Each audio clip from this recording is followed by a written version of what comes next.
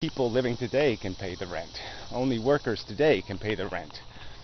So that's where, the real weakness of this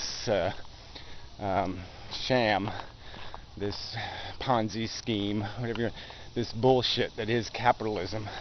This is where it reveals itself. Is when you start to realize that over time it's got a just preposterous claim of ownership. Things it can't own, things that aren't ownable, and it's counting them as assets and declaring itself entitled to a profit. But anyway, it's easy to understand in the simplest terms. You shouldn't get paid to not work. I don't care. You got $1 million, you got $1 billion in the bank. Who cares? You shouldn't get paid for having money. We can get money from the government. We can get money anywhere, and it doesn't have to rip us off and rent a future to us. It will buy it for us. It'll buy us a future, and all it will say is pay us back. Give us back what we gave you, and that's a fair deal, minus the risk of you dying. We'll buy insurance against that.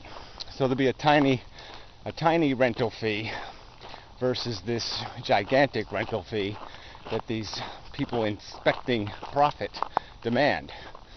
And that's a big, huge difference.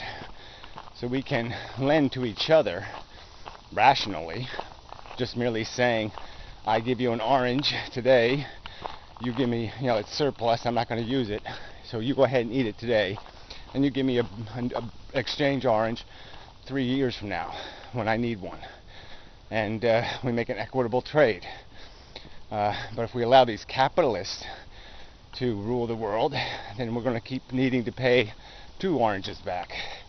And all those agreements we're just going to drown under all those second oranges. All those second orange obligations will kill us. And they are killing us. They're going to force this economy to have to be rebalanced. And because the rich aren't going to want to hold, once they figure out that the money thing's in big trouble, they're not going to want to hold anything denominated in dollars. It's just merely made up of paper, like a stock certificate. They're going to say, what? You mean it's 100 to 1 value? I don't want that thing. They're going to want a hard asset.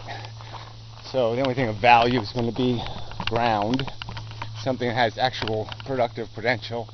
Not some kind of theoretically in 30 years this could be worth something kind of crap. And that's when everything's going to crash hard. So anyway, it's supposed to be just a short video, but this is really important for people to understand this idea that you shouldn't be paid because you bought a house or because you put some money in a savings account or some other thing. This is not work. It's not something that should pay you. And if it does pay you, it should pay you a tiny, tiny, tiny, tiny bit, not a huge amount.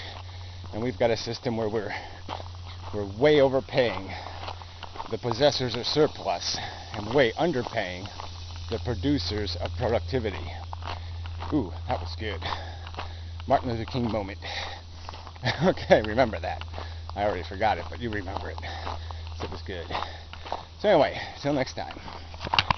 And such.